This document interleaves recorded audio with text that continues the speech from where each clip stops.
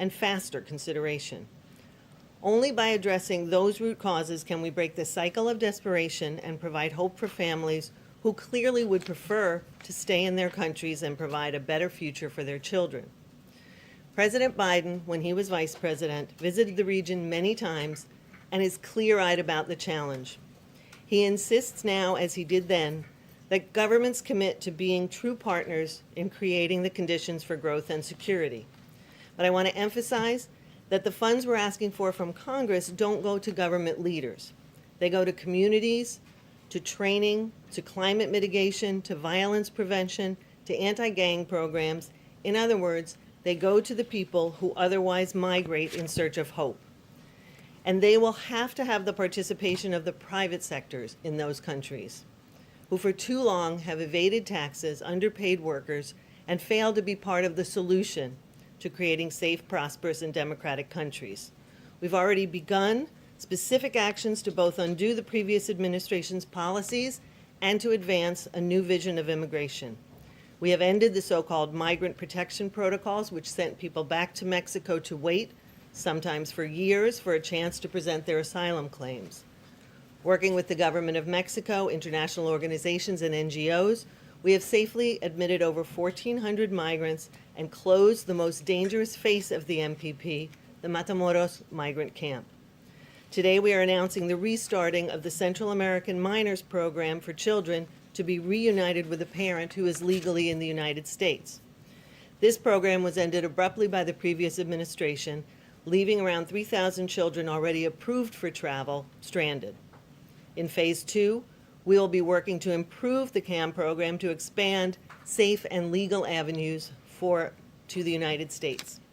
I want to be clear, neither this announcement nor any of the other measures suggest that anyone, especially children and families with young children, should make the dangerous trip to try and enter the U.S. in an irregular fashion. The border is not open. Going forward, we will continue to look for ways to provide legal avenues in the region for people needing protection while we continue to enforce our laws. This is a process.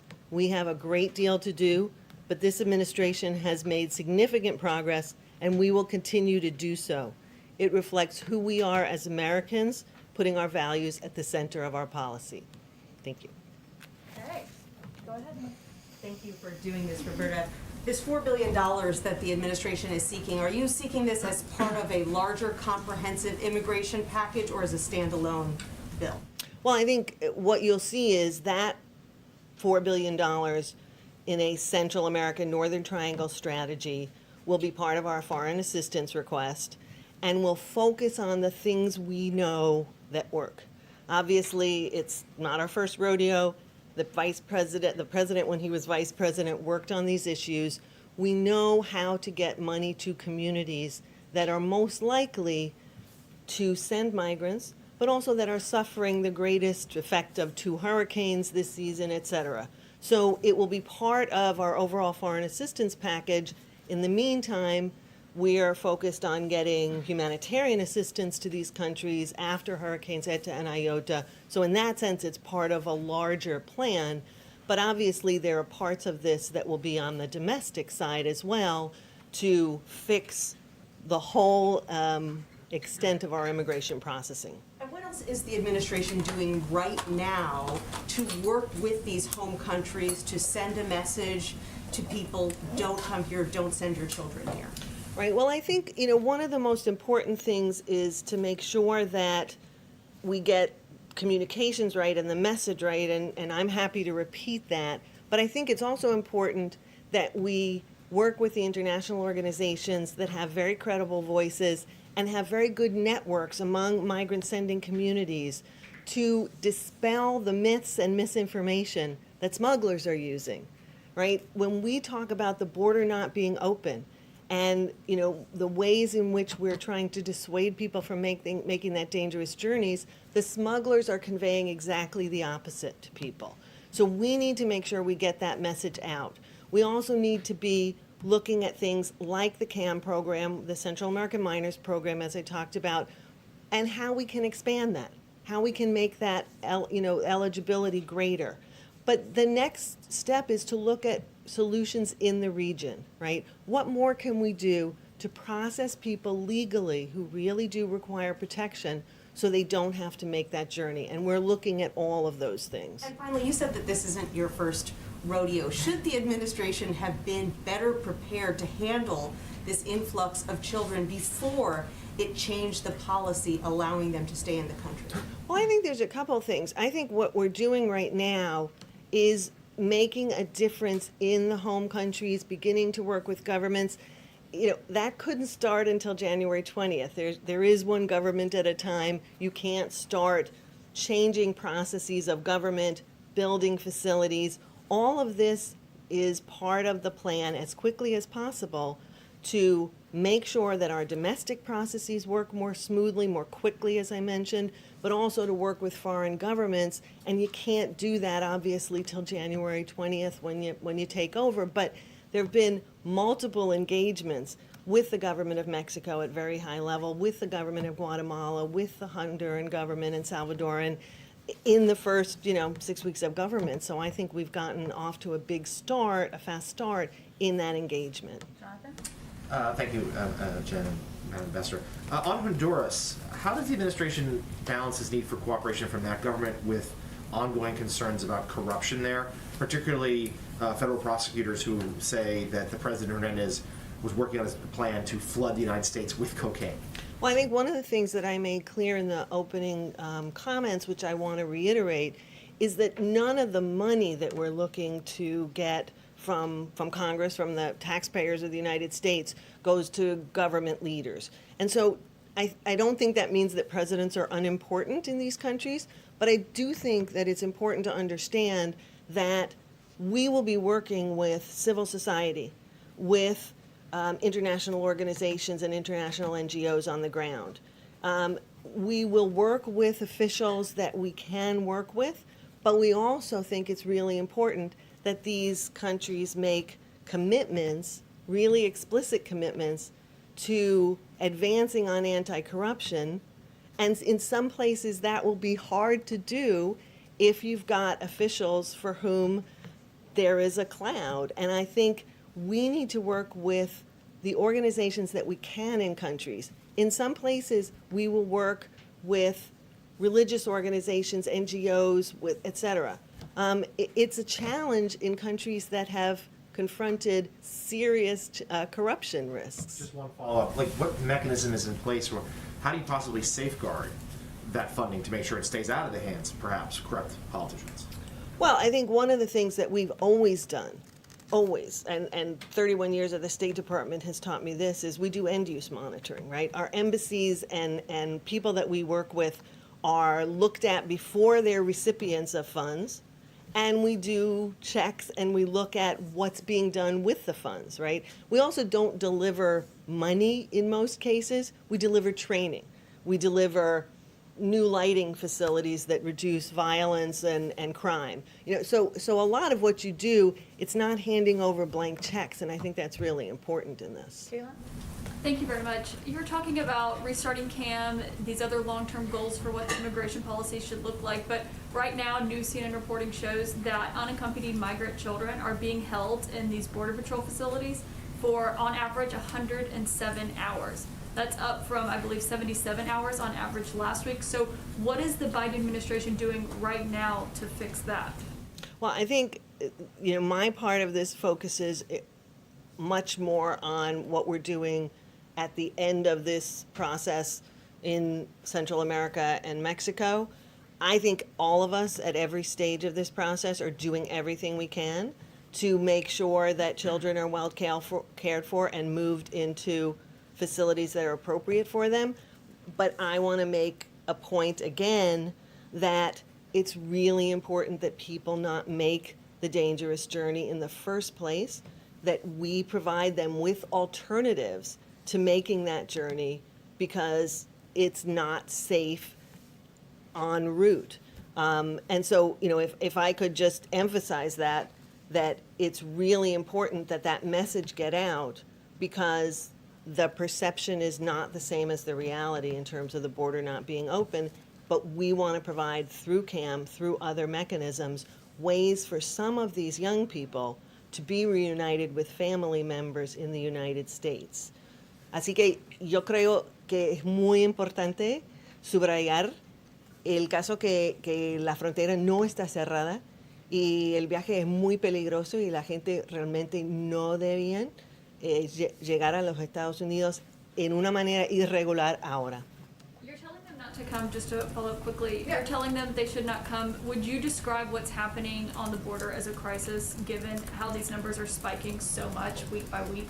You know, I think I'm not trying to be cute here, but I think the fact of the matter is we have to do what we do regardless of what anybody calls the situation. And the fact is we are all focused on improving the situation, on changing to a more humane and efficient system. And whatever you call it wouldn't change what we're doing because we have urgency from the president on down to fix our system and make sure that we are better at dealing with the hopes and the dreams of these migrants in their home country. Madam Ambassador, do you think it's a coincidence that as soon as Trump and his immigration policy were on the way out and Biden and his stated policy were on the way in, this historic surge at the border started? Well, first of all, one of the things I think is important is we've seen surges before. Surges tend to respond to hope. And there was a significant hope for a more humane policy after 4 years of, pent-up demand. So I don't know whether I would call that a coincidence, but I certainly think that the idea that a more humane policy would be in place may have driven people to make that decision. But perhaps more importantly, it definitely drove smugglers to express disinformation, to spread disinformation about what was now possible. And we in know fact, that. If the change in administration has brought hope, then from your perspective, is this surge good? I don't think that's what I just said. I think it's a reflection of how migrants feel at a particular time. I think what we are doing is making sure that we respond to that hope for people who need protection. We respond to that hope in a way that their cases can be adjudicated more quickly.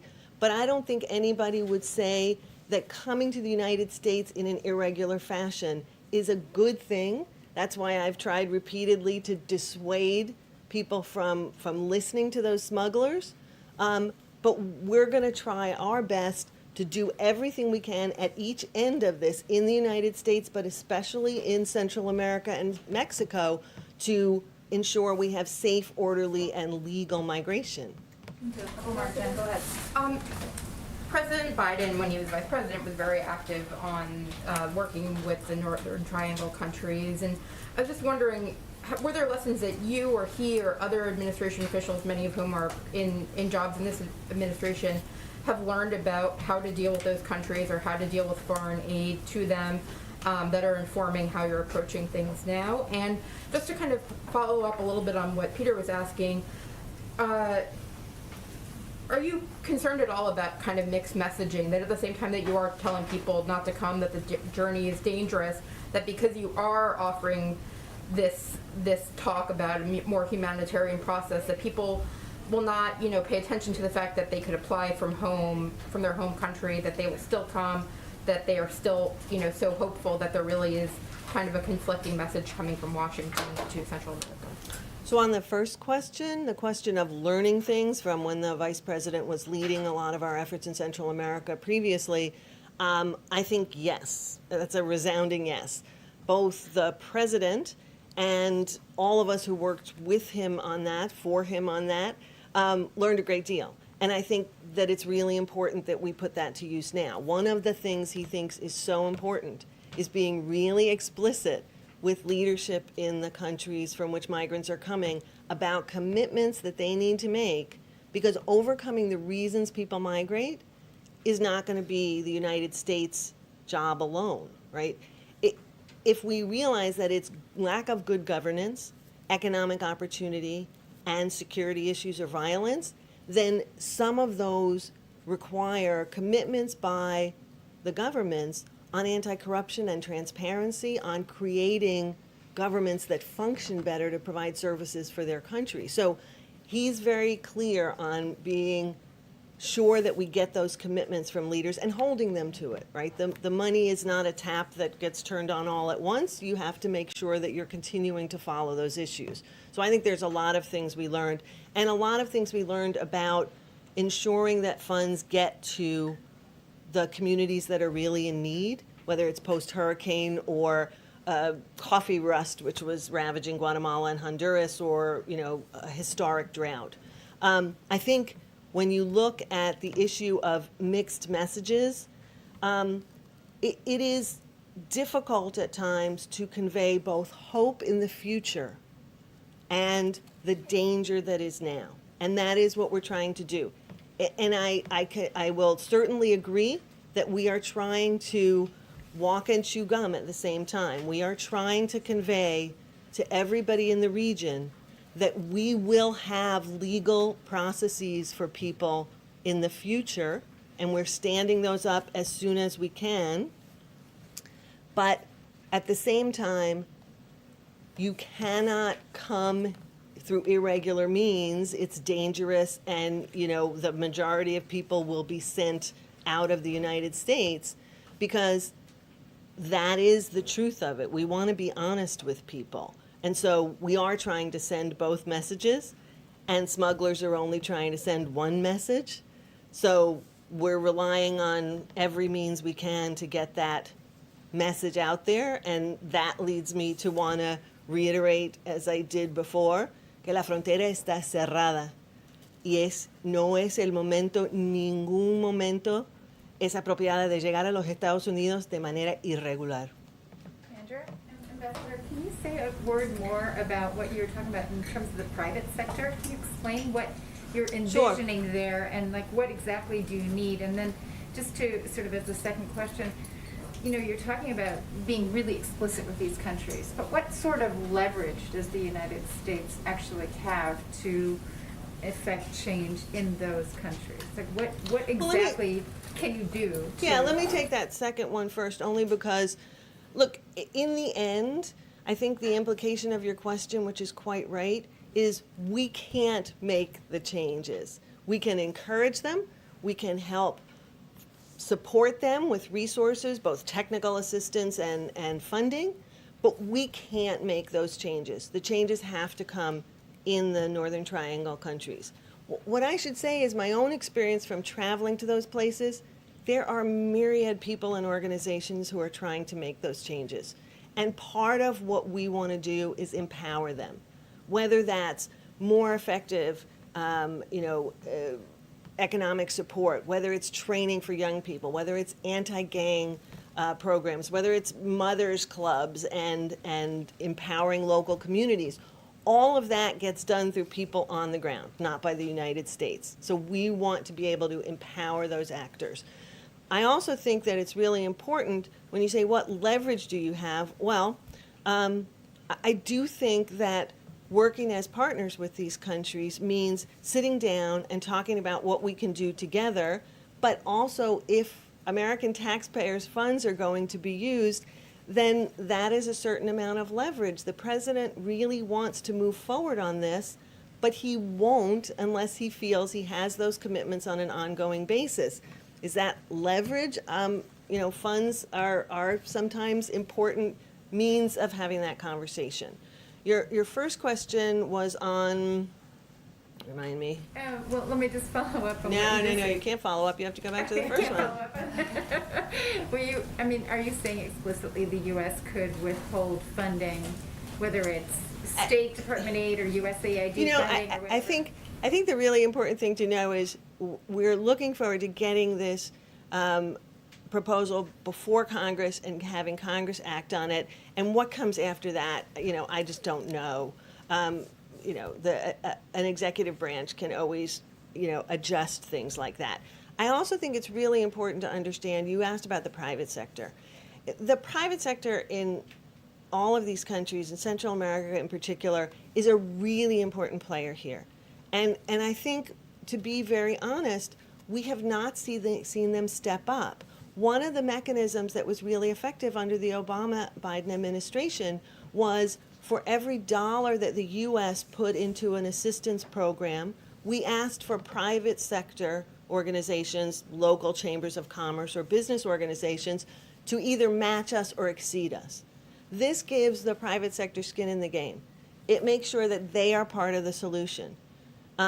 If the governments in these countries don't always have enough resources to do what they should to improve the economic opportunity for people, there are private sector organizations and members of the private sector, the business community, who need to be part of that solution.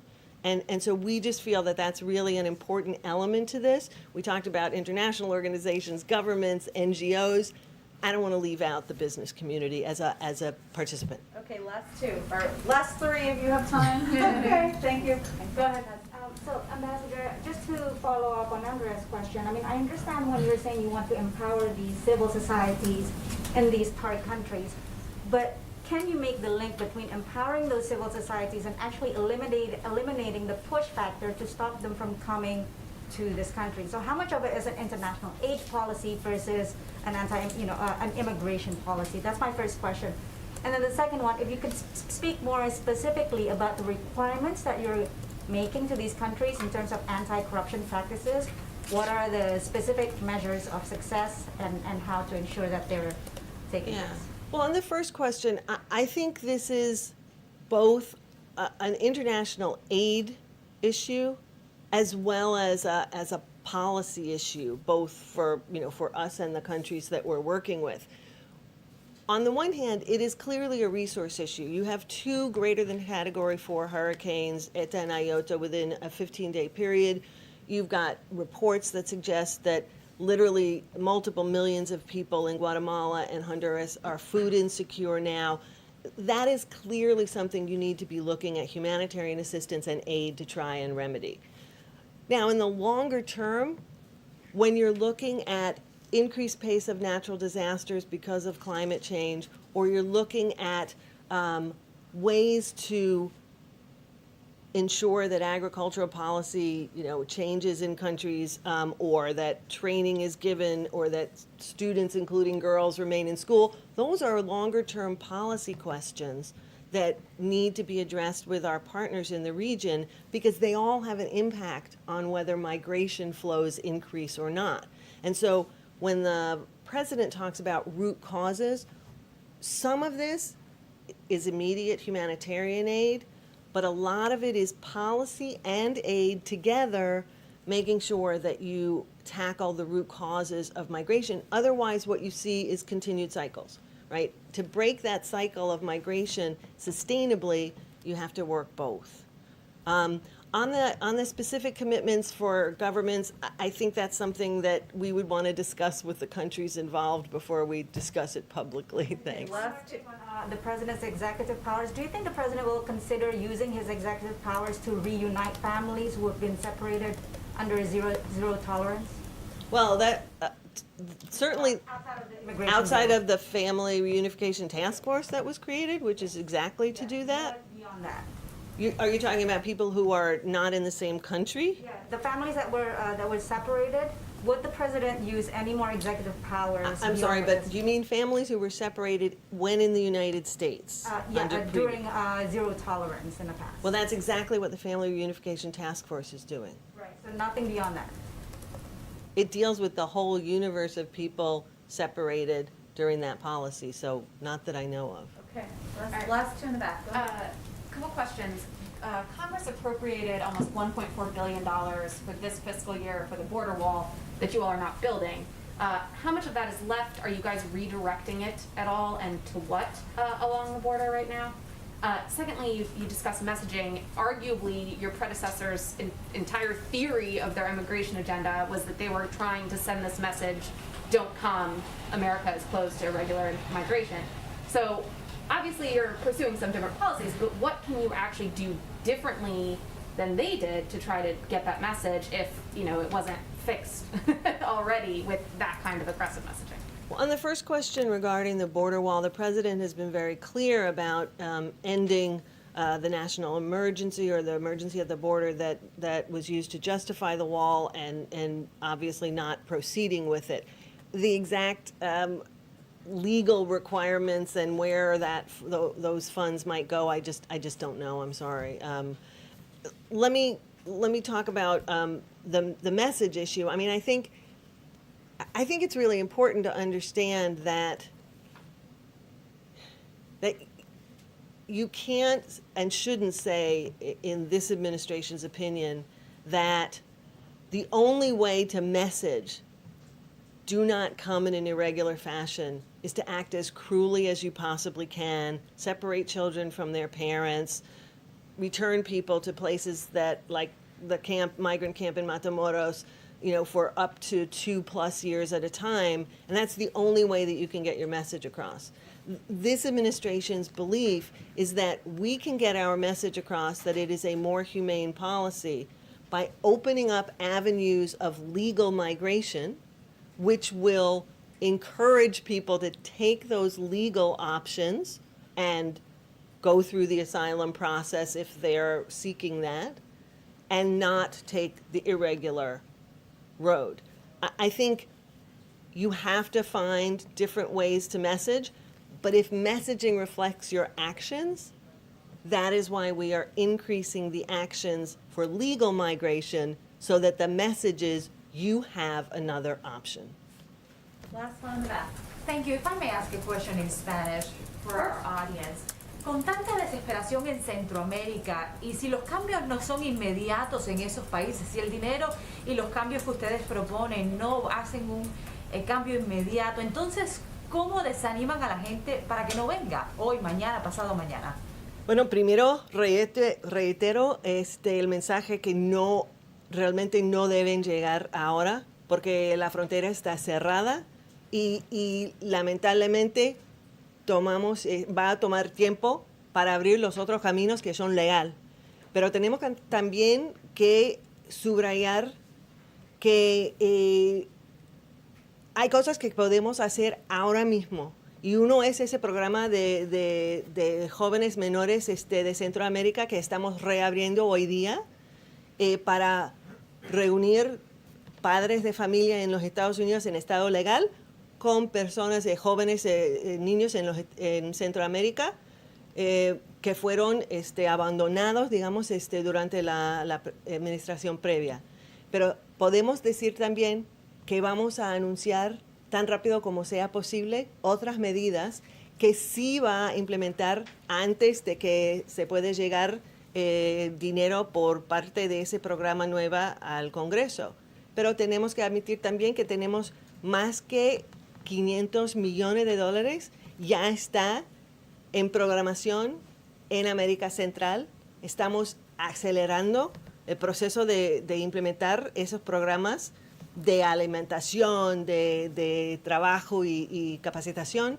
Así que estamos empujando en todas las oportunidades, todas las posibilidades de llegar otros caminos y ayuda inmediatamente. Y si le puedo hacer una pregunta sobre la actualización de MPP y cuándo se espera que se puedan procesar a todas las personas que aún están en espera. Bueno, yo no puedo decir con una fecha exacta ahora cuándo vamos a terminar con ese proceso de la primera etapa de MPP, de procesar a la gente de MPP tan rápido como sea posible, pero es muy importante que subrayamos que las personas que vengan a la frontera de manera irregular, eso no es la manera de llegar a los Estados Unidos, y vamos a continuar procesando de una manera ordenada y legal la gente de MPP, con otras posibilidades para personas entrar en los Estados Unidos, presentar su caso de asilo. ¿No se han reabierto nuevas aplicaciones? No puedo decir una fecha, no. Thank you so much, Ambassador Thank you. Nicholson. We appreciate your time. Thank you. Thank you. Thanks so much. Whoops. Sorry. Thank you. Make sure Jen has the right book here. Thank you. Okay. I can't promise we'll always be that rapid when I promise to bring someone to the briefing room, but we'll try. We'll do our best. We'll do our best. A couple of other items for all of you at the top. With today's expected passage of the rescue plan, I can announce that the President will sign the bill at the White House on Friday afternoon. We spent a lot of time, of course, from the podium talking about the mechanics of how a bill becomes a law, and I know there's lots of interest in what comes next. So once it's passed, the bill text will be rechecked, printed, and signed by the appropriate leaders in the House and Senate. The House clerks will then deliver it to the White House for the president's signature. We expect that delivery to happen sometime tomorrow, and then the president will sign it on Friday. We, of course, are moving full speed ahead on the implementation of the bill because we know the American people need help and need it as soon as possible. We are also working on looking ahead to implementation. I wanted to make sure you all saw Secretary Yellen's speech before the National League of Cities yesterday, promising to get aid out to state and local governments. Obviously, this is a key component of the package and one that will help keep cops, firefighters, local officials in their jobs. And we are looking, they are looking for ways to maximize, of course, the impact of every dollar. That's exactly what the president did when he served as the point person on the implementation of the Recovery Act in 2009, partnering with mayors, governors, and other officials to get help to them quickly and in a way that kept waste, fraud, and abuse to 0.2%. So he knows directly that the passage and signing of the bill is just the beginning, and he plans to appoint somebody to run point on implementation. I don't have any personnel announcements today, but that will certainly be part of our path moving forward. Also today, as you know, the president will join the CEOs of Johnson & Johnson and Merck to discuss their historic partnership that will produce more life-saving vaccines for Americans and the world. President Biden will also announce that he's directing, Jeff Zients, our COVID coordinator, and the HHS team to procure an additional 100 million doses of the Johnson & Johnson vaccine. He's doing this because in a wartime effort, which is what we consider this, we need maximum flexibility. We want to be oversupplied and overprepared. There's also a chance that we'll encounter an unexpected challenge on new need in our vaccination efforts, and we're preparing for just that. The president will also discuss the meeting he's having today during his remarks, and he'll also address, of course, the passage of the rescue plan during those remarks as well. Last item, I believe here, lots going on here today. On March 18th through 19th, National Security Advisor Jake Sullivan and Secretary of State Tony Blinken will meet with Director Yang Jiechi and State Councilor Wang Yi in Anchorage of China, of course. The meeting will follow the president's convening of the Quad at the leader level, as well as his participation in the G7 leaders meeting just a few weeks ago. Secretary Blinken and Secretary Austin's trip to Japan and Korea, two of our closest regional allies, and National Security Advisor Sullivan's multiple engagements with Japanese, Korean, Australian, Canadian, and European counterparts, including a European Quad meeting next week. It was important to us that this administration's first meeting with Chinese officials be held on American soil and occur after we have met and consulted closely with partners and allies in both Asia and Europe. And as you know, a number of those conversations have happened at the presidential level and, of course, at the Secretary of State and National Security Advisor level as well. The meeting is an opportunity to address a wide range of issues, including ones where we have deep disagreements. We intend to discuss our expectations and will be frank in explaining Beijing's actions and behavior challenge to the security, prosperity, and our concerns about challenges they pose to the security and values of the United States and our allies and partners. We will also talk about areas where we can cooperate of mutual interests, and we are coming to these discussions, of course, clear-eyed. The meeting also provides an opportunity to emphasize how the United States will stand up for the rules-based international system and a free and open Indo-Pacific. As the President has said, we approach our relationship with the Chinese from a position of strength and in lockstep with our allies and partners. With that, go ahead, Jonathan. Thank you so much. You said the president will be signing the bill on Friday. Can you walk us through what will happen next? The president himself has expressed regret that the 2009 economic recovery package was not sold well, as he put it. You yourself have acknowledged that others, veterans of the Obama administration, feel similarly. Can you explain to us what we're going to see from the president, from surrogates? How is this message going to be delivered to the American people? How do you sell this bill? Sure.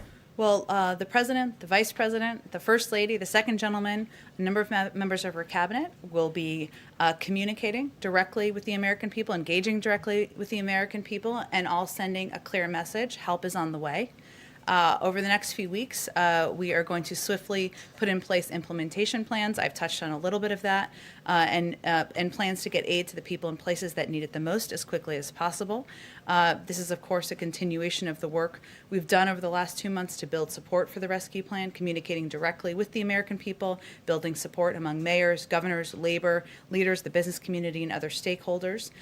We'll be emphasizing a number of components that are in the package and really having a conversation. This is important to the president personally, having a conversation directly with people about how they can benefit, addressing questions they have, even taking their feedback on implementation and how to make it clear. And we've talked a little bit about in here. People have questions like, well, do I need to do anything to get my check? How do I benefit from the health benefits? What about what funding will go to my school? He wants to ensure that people have access to this information. So he will be hitting the road. The vice president will be hitting the road. The first lady will be hitting the road. We will have people out communicating directly in communities, but we'll also use a range of tools at our disposal, including engaging in communicating through digital means, doing local interviews, and also utilizing a number of members of our cabinet who have key roles in the implementation. I referenced Secretary Yellen, of course, in her role. Obviously, the IRS has some key roles here, but he will be tapping into the cabinet to also play a role in communicating and engaging with the public. A follow on this, and then one other matter. Sure. On this, the president obviously is addressing the nation tomorrow night in prime time. Is this part of it, the idea of what happens next because of the package, going to be part of that speech? Can you preview a little bit about what the message to the American people is going to be tomorrow night? I expect I'll have more to say tomorrow about the speech, and I want to just give him a chance to go through the speech again and make sure I'm previewing it in a way that is consistent with where it will land. But as I've talked about a little bit in here, tomorrow marks the 50th day of the administration.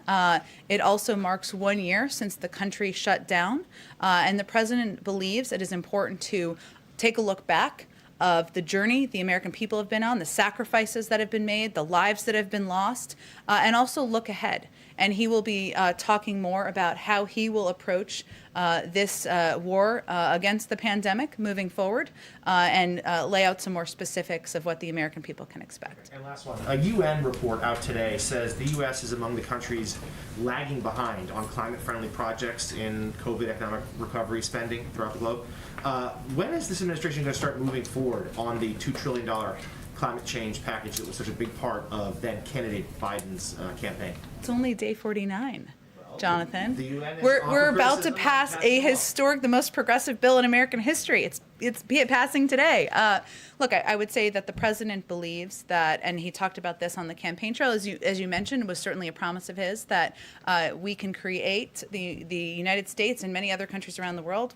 We'll focus on here, can create good-paying union jobs that are also consistent with our objective of addressing the climate crisis. And certainly that is central to how he's thinking about his agenda moving forward. Those policy discussions are still ongoing, but I can assure you that he intends to deliver on the promises he made on the campaign trail, and intends to deliver on the promises he made about creating good-paying union jobs that also are consistent with his goal of addressing the climate crisis, I should say. Go ahead. Hey, Jen, on the 100 million new doses, you said that the goal is to be oversupply. What's the goal for that oversupply? Is it to be held in reserve for kids? Is it to be donated to other countries? Is it to be held in reserve in case people need to get shots again next year? What's the plan for that extra dosage? Well, first, the president's focus every day when he wakes up is ensuring every American, we can ensure that every American has access to a vaccine, and that we are vaccinating the people in this country. But here are a couple of the factors that have weighed in on our decision to purchase an additional 100 million doses. We still don't know which vaccine will be most effective on kids. We still don't know the impact of variants or the need for booster shots, and these doses can be used for booster shots as well as needed. Obviously, that's still being studied by the FDA, but again, we want to be over-prepared, as I noted earlier. We also need maximum flexibility. So Johnson & Johnson, the vaccine has unique benefits. It's a one-shot vaccine. It can be stored in the fridge and not a freezer. It's highly effective as the others are as well, against hospitalization and death. But we are really looking for maximum flexibility here, as we are still considering a couple of those pieces I mentioned, which is most effective with children, the effectiveness on addressing variants, and of course boosters, as I noted. And then on the COVID relief bill, which is being voted on in the House right now, how quickly will school districts be able to access that money? And will they be able to implement it in time to make safety changes for this school year, which in many parts of the country is only going to last another 3 months? You're absolutely right. And a fair amount of the funding is also we expect will be likely used for forward planning, right? So schools that need to plan for, we need to hire temporary teachers right now, but we need to ensure we can keep them on the job in a year and 2 years. We need to make facility upgrades. It really depends school to school. In terms of the timeline for implementation, I know that's something that our Department of Education is going to be looking at, and of course, the implementation team that will be focused on getting these dollars out the door. So we will certainly plan to give you an update as we have a better timeline on the calendar. And then finally, on another front, Des Moines Register journalist Andrea Sahur is currently on trial over her coverage of a racial justice protest last summer. She's been charged with failure to disperse and interference with official acts. Does the Biden administration believe that these charges should be dropped? And will the president or anyone in the administration urge Polk County, Iowa prosecutors to drop the charges? I'm happy to discuss this with our team. I'm not as familiar with the case, but I will look into it and we'll get you back an answer. Thanks. Sure, go ahead, Caitlin. First off, has President Biden been briefed yet by his delegation that went to the border over the weekend? And does he now feel the need to go to the border if he has been briefed by them? Sure. Well, I can confirm for you that the president did receive a briefing earlier today from members of his team that visited the border region this past weekend. I will note he receives regular briefings on immigration and the economy, on COVID, on a range of issues that the country and the administration is facing. He heard from the delegation on what they observed during their visit to the border region and the facilities they toured, but they spent the majority of their time discussing what steps can be taken to expedite processes, to move more quickly, to move the process more quickly to meet the administration's goal of getting these children placed with vetted and confirmed families, moving them quickly, as related to your question earlier, out of Border Patrol facilities and into these shelters, and then ultimately into these homes. I don't have anything to preview for you in terms of a trip. Obviously, a delegation going to the border and visiting these facilities is something that can be done with a much smaller footprint than the President of the United States traveling, but I don't have anything to preview in terms of a trip.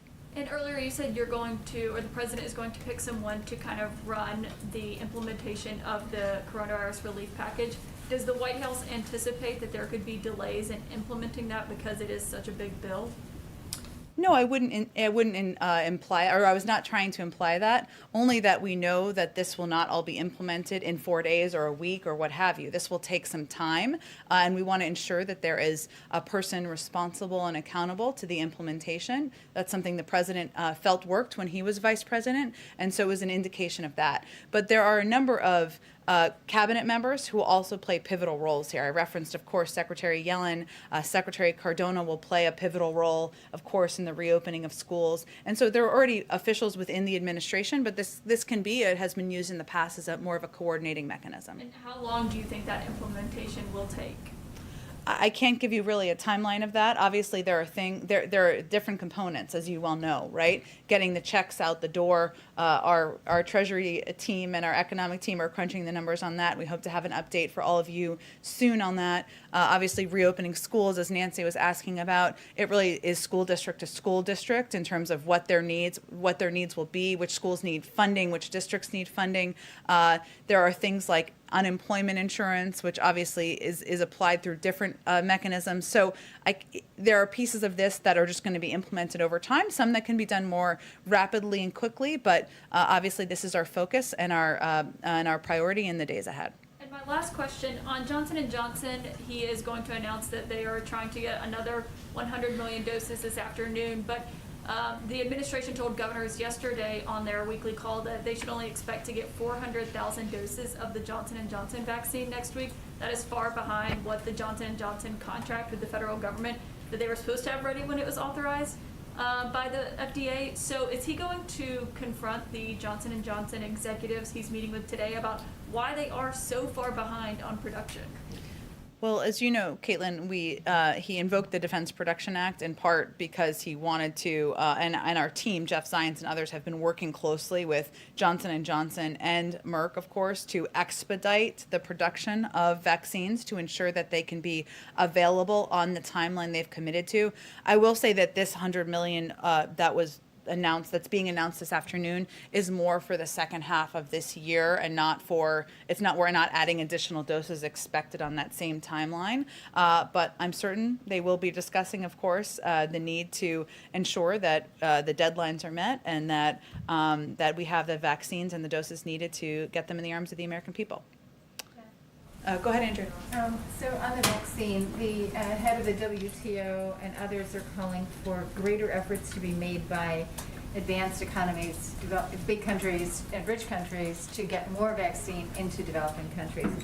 You've just announced that you want to be over-prepared here in the U.S.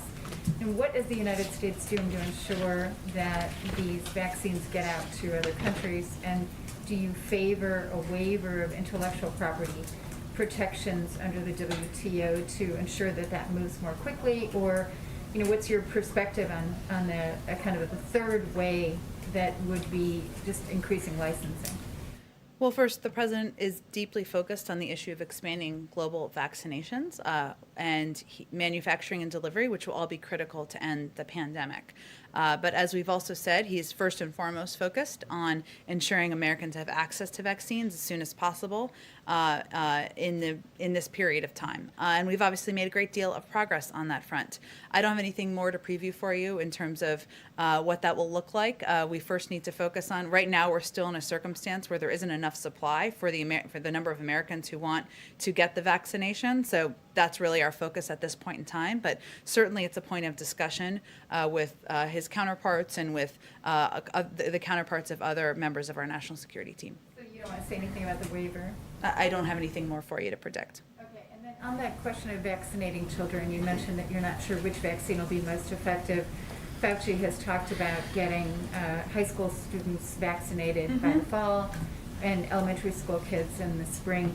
Do you have a sense of when every American could be vaccinated? I mean, you've talked about having enough on hand for adults to be vaccinated by the summer, or by the end of May, actually. Well, we will have enough supply, right? But the president is the first to say that we can't do this alone, and that certainly a component of this that is vitally important is ensuring that people understand across the country that these vaccines are safe and they are effective. And we are still going to focus on combating the issues of misinformation and, of course, of vaccine hesitancy in a range of communities.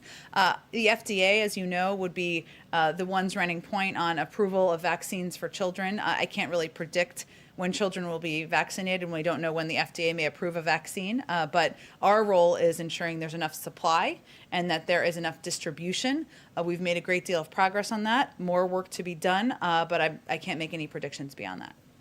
Go ahead. On a couple things. First, President Biden, when he was vice president, kind of was the person who ran point on the 2009 recovery bill. Would you expect that Vice President Harris might take on a similar role? He has, done a lot, put her in a very similar position to the one that he had with President Obama.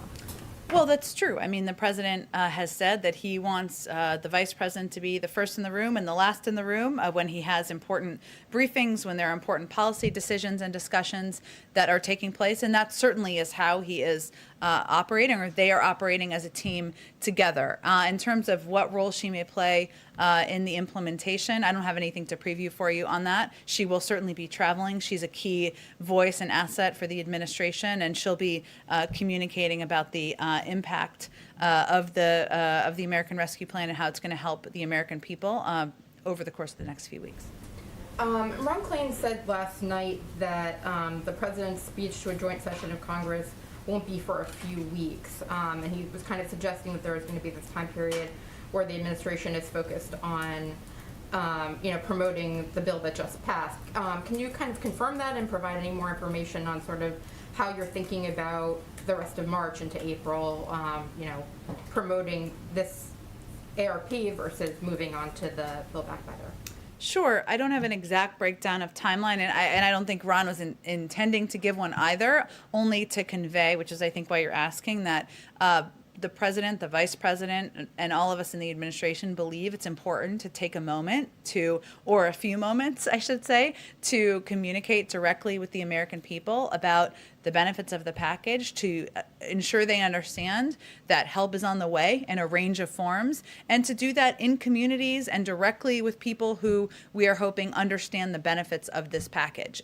So I expect that to mean a couple of trips for the president, the vice president, and others, but I don't have kind of an end date for that. And certainly part of the focus internally is on ongoing discussions about what is next and what components of the president's Build Back Better agenda, what the order is, the format, the size, and those decisions haven't been finalized quite yet. And then one other thing that you kind of hinted you might have an answer for yesterday, which is another thing related to Ron, the National Clearinghouse for Vaccine Information.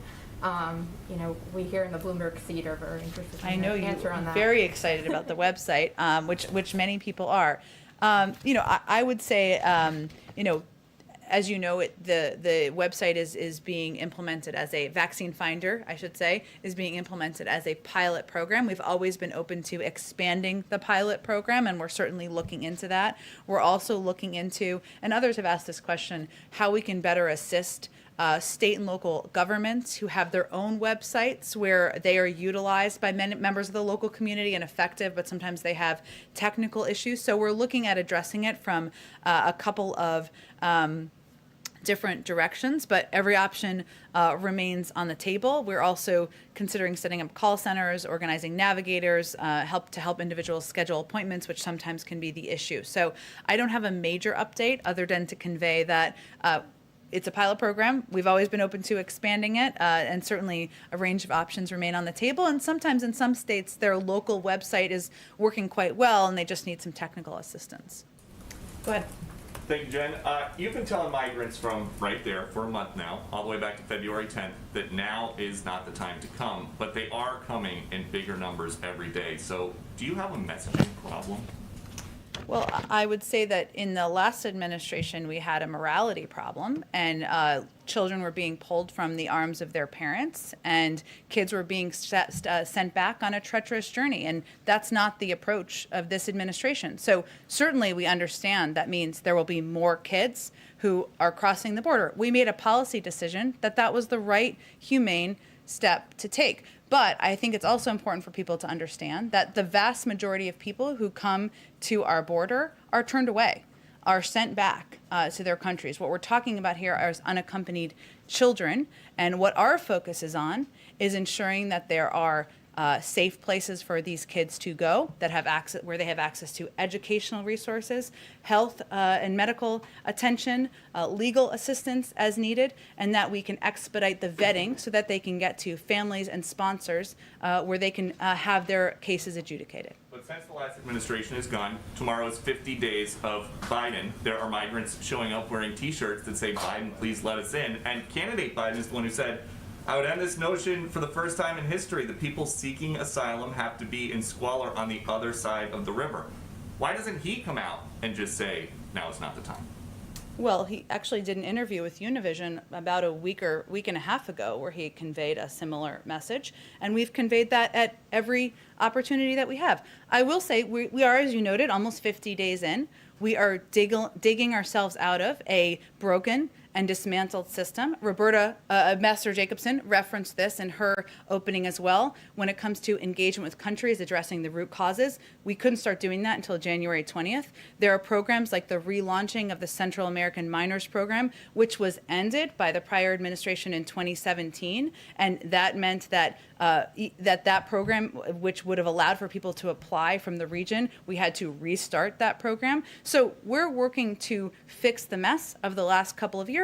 It's going to take some time, but this is clearly a priority for the president. We're looking at a range of options, which include the opening of additional facilities. It includes steps we can take to expedite the processing. It includes application and implementation of these CDC guidelines that just came out that allow for more children to be housed safely in these facilities. So we're looking at every option possible possible to help address the challenges we're facing at And the you border. mentioned those CDC guidelines. Does the White House think it's a problem that when the CDC tells these migrant shelter facilities that they can be at full capacity if they are careful about COVID, many of them do, but when the CDC tells schools that they can open in person at full capacity, many of them don't?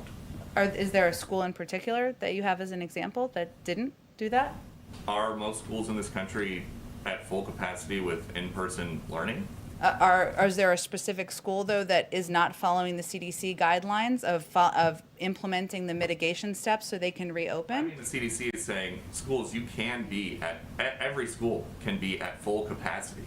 What As the you know, CDC you guys guideline, were the talking CDC about guidelines, just to be clear, because I think this is very important to be very clear and specific That's what on. I have it here. They gave 8 mitigation steps that schools can take to safely reopen. A number of schools have actually recently reopened. Schools in Washington, D.C., some have, schools in many districts across the country. But each school district needs to make the decision about whether they are able to take those mitigation steps. The president has also been clear, some of these school districts need additional funding. There's $160 billion in this package that he's going to sign into law later this week. The Secretary of Education will be quite focused on working with school districts to help them reopen. But more school districts are reopening, more kids are in classrooms every single day. But since they are not all back, from an administration position or from your perspective, have the Border Patrol unions and the HHS unions been easier to work with than the teachers' unions?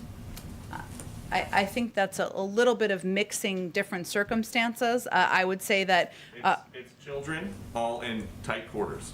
I mean, a classroom, but not it's not quite. funny.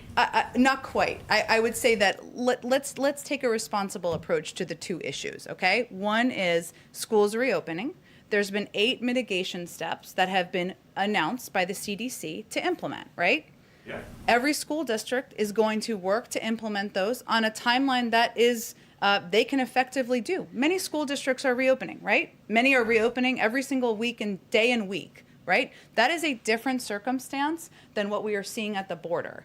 And the HHS oversees these facilities, right? They're working on ensuring we can have more kids safely. They are working to implement CDC guidelines, but they are different circumstances. And certainly we're working with the school districts, and we're also working with HHS to open these facilities, or to ensure that kids are treated with safety and care in these facilities. Okay, go ahead. Thanks, Jen. Just a little bit more on the Quad. You mentioned yesterday that one of the issues that will be discussed is how the leaders can work together to combat the pandemic. Might that discussion include a strategy to counter vaccine diplomacy from China and Russia? I think there'll be a range of topics discussed, and I know that it is a concern of a number of leaders around the world, including, of course, President Biden, and I'm sure we'll have a readout of the Quad meeting tomorrow once it's completed. Just a little bit more on the announcement, if you can preview it. Can we expect anything in terms of how the Quad, what kind of commitment they would give in terms of helping other countries to access vaccines? Again, I know they'll discuss a range of issues tomorrow, but I think it's important to just take a little bit of a step back, because this is a meeting that covers a range of topics. Of course, I'm sure COVID, which is a pandemic everyone in the world is dealing with, will be a topic of discussion, but there'll be issues like climate that are addressed, economic cooperation. I'm sure they'll have a range of issues to bring up, and we will provide a readout when the meeting concludes Just tomorrow. a little bit more on that. What about in terms of the military balance? I mean, we know that China just announced a huge defense spending, 6.8%, I believe, for this year. Is that also a top item in the agenda? I don't think I have more to preview than what we've already offered. We will, of course, have a readout when the meeting concludes. There are a range of topics on the mind of all of these leaders. As I've noted in here before, we anticipate the meeting discussing a range of the crises we're facing as a global community, from COVID to climate, economic cooperation. I'm sure they all will bring up a number of issues, and we'll have a robust readout when the meeting concludes. Go ahead. A few questions, like everyone. So, in California, Republicans are seeking to nationalize the recall effort against Governor Gavin Newsom and really make it a referendum on COVID policies. You know, the other day, Bernie Sanders tweeted that it's time for Democrats to unite and rally on Newsom's behalf against the recall. Does the president have any plans to personally or otherwise support Newsom if this does make it on the ballot and becomes an off-year campaign? We're not quite there yet. We've spoken out in support of Governor Newsom and against the recall, so that remains our position. All right, also in California, we at the San Francisco Chronicle are finding that school districts are saying even with this influx of money coming from the package, there's still lots of reasons they're not sure if they can reopen even, by this fall, including building consensus around how to do it. There's been some criticism that the CDC guidance is actually too conservative and prohibitive, including the 6 feet distance rule that schools either have to ignore or not open. If there are still schools that aren't open by this fall, would the administration consider it a failure, and what more could they possibly do to help those schools along? We have several months before the fall, 6 months, 5 months. Okay, I will stop doing math now. Our Secretary of Education, Miguel Cardona, this is his #1 priority, what he is focused on. The president has asked him to lead this effort, and he is holding a school summit. He will be working with school districts, including, I'm sure, in California and San Francisco and others, to work to address what they feel the challenges are to reopening, whether it's funding that's needed, whether it's consensus building that needs to happen. The president wants schools to be open 5 days a week, wants kids to be learning in school, and we're going to do everything we can to ensure that's happening.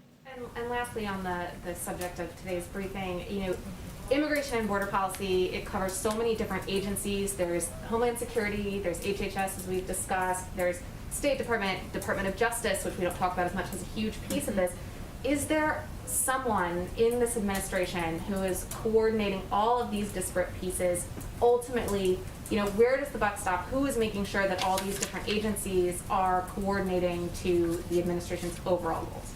Well, ultimately, the president is responsible for the policy on key issues and key challenges the country is facing, and immigration is certainly one of them. You're right, there are a number of agencies involved in this effort, but I would say they're all playing a pivotal role. The Department of Homeland Security, we don't have a Health and Human Services Secretary confirmed yet. When he is, he will play a pivotal role, but a whole team at HHS, as you know.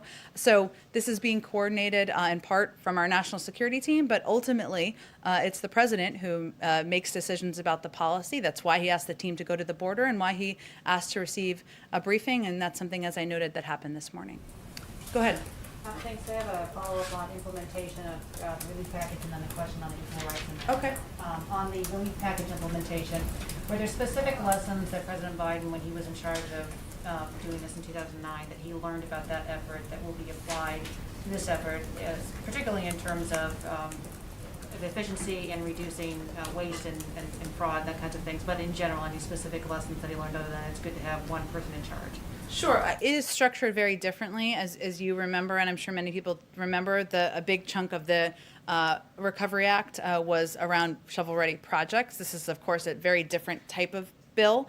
I think some of the lessons we're already implementing, including having a point person in charge, including ensuring there's a sustained campaign that is not just about the President of the United States or the Vice President of the United States speaking about the benefits, but that really engages our partners and allies, whether it's governors or mayors, local community leaders, to ensure there is effective implementation and communication about the package. He also wants to lift up, and this is something that's been important to him in general, but is very applicable to this package, members of his cabinet, so that they can be front-facing and play a very public role in engaging with the public and ensuring they understand components and pieces of a package like this. There are pieces in this package that, of course, are related to helping veterans. There are pieces of this package that relate to helping rural communities, and he wants to ensure that members of his cabinet are playing key roles there. That's something that, of course, was done a little bit in 2009, but can definitely be built on, and I think we will venture to do that. Thanks. And then on go the ahead. Equal Rights Amendment, the House is expected to vote soon, I think next week, on eliminating the now expired deadline for ratification. And of course, Virginia last year became the 38th state to ratify, but last year the Justice Department issued a memo saying that we can't do that, that the only way to add this ERA to the Constitution is to start the ratification process over. My question is whether the administration is going to rescind that memo, as some Democrats have asked him to do.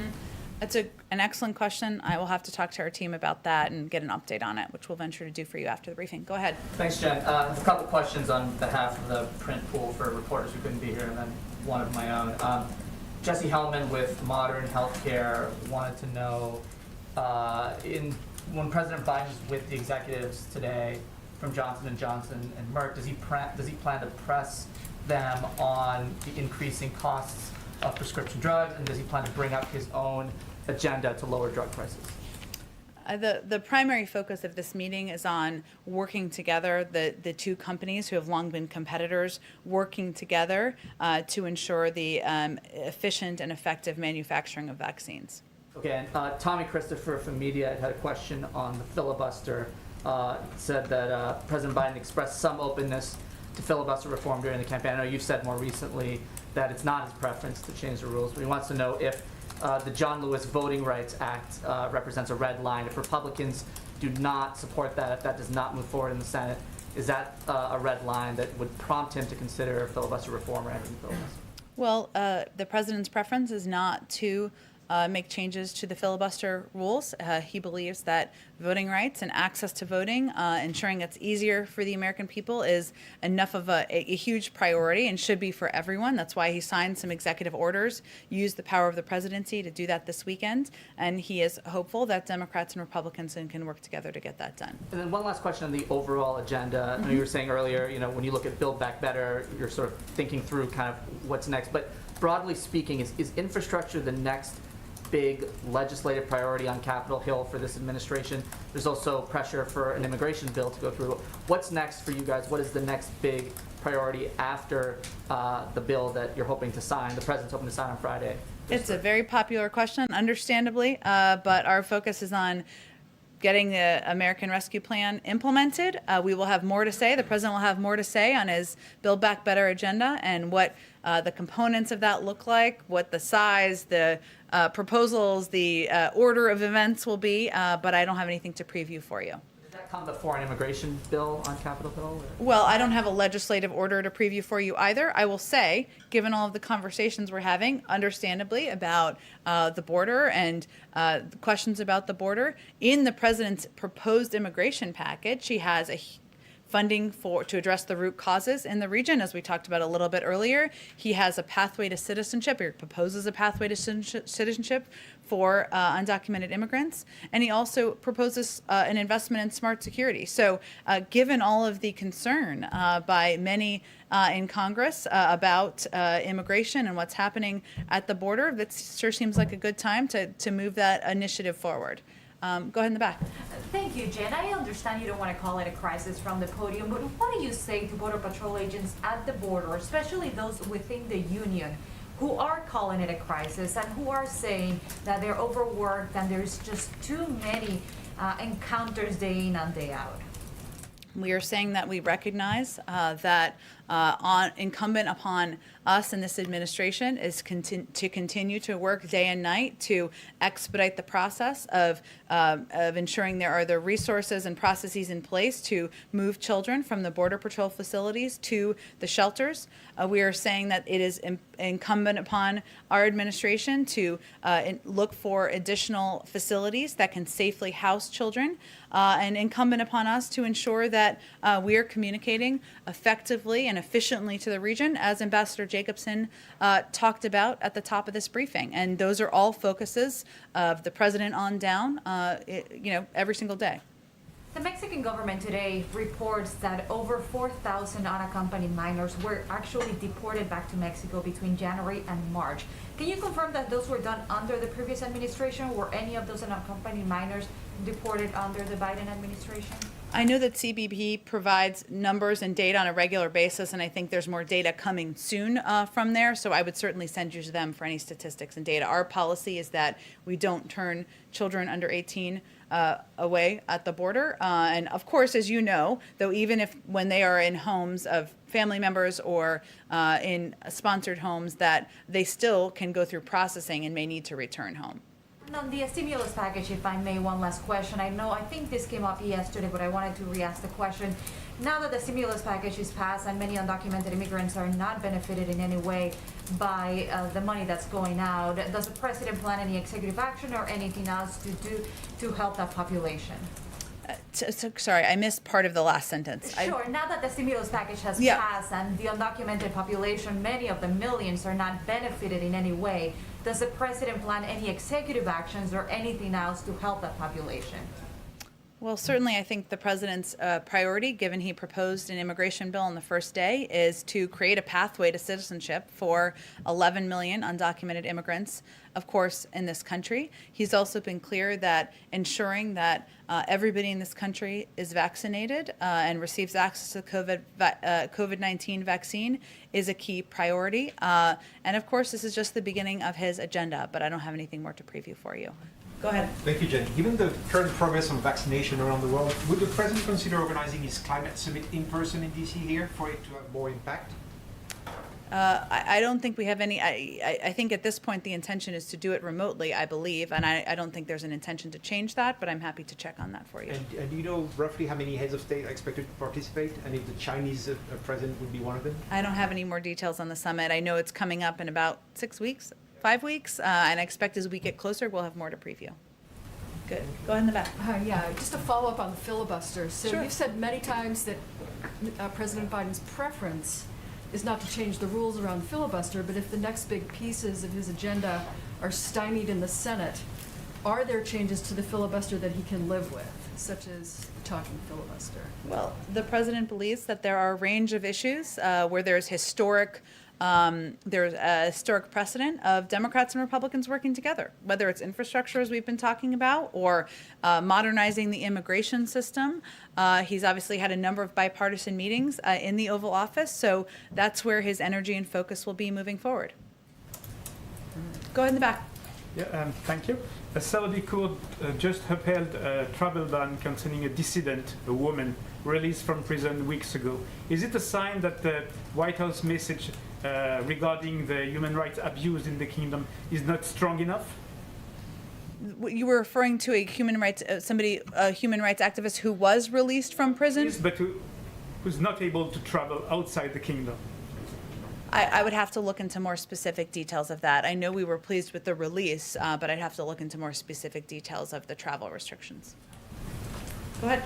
Do you have any sort of ETA for when the next cabinet secretaries will be approved, and when are you going to start nominating ambassadors? Go ask our friends in the Senate. We expect that some will move forward with, and we are hopeful, I should say, that we will get a couple of additional cabinet members confirmed in the coming days or over the course of the next week. The president's looking forward to that. We're certainly looking forward to at some point having a full cabinet meeting. The president hasn't made any decisions about ambassadorial nominees, so I don't expect them to be confirmed anytime soon, given we have to nominate them first. Are you talking about Becerra and Catherine Tai? Well, again, it's really up to the Senate on the timeline for that, but we are hopeful that they move forward with the remaining members of the cabinet, given we are almost 2 months into an administration. Thank you, Jen. Yeah, and the last one. Just to follow up on something that Ambassador Jacobson said. Sure. And I think you may have gotten a note about this, that she, first time she said that the border is not closed, and she then, when she was speaking in Spanish, and then, later on spoke in Spanish again and said the border is closed. I mean, it seems like she, I guess, misspoke the first time considering your overall message, but are you concerned that now that she's misspoken that is going to be, picked up and disseminated across the Spanish-speaking world as a message from the administration? Well, given she also said that the border is closed, we're hopeful that that is what will be picked up, and that has clearly and consistently been our message, so that is certainly our hope. Still, at the same time that you're having a messaging difficulty around this issue, does that just make it a little bit harder? We certainly hope not. We have the power of the media here to make sure you're communicating effectively with the messages. And as we know, we all have moments where we say something slightly differently than we would like to, and we quickly try to correct it to make it easier and effective for all of you who are just trying to communicate with the administration's, goals and policies.